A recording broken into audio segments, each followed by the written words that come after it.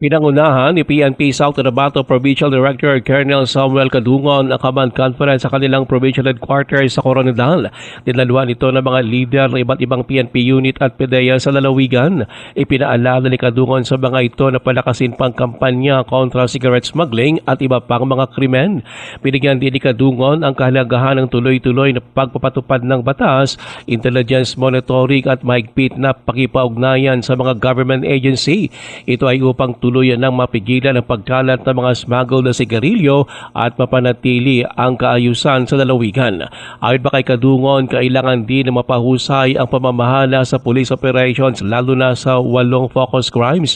Ito anya ay sa pamamagitan ng mas pinalakas na operational strategies, masusing monitoring at performance assessment. Tinalakay din sa pagpupulong ang usaping administratibo at operational upang mapabuti pang kausayan, transparency, disiplina at serbisyo publiko. Ruel Osano, NDBC Bida Balita.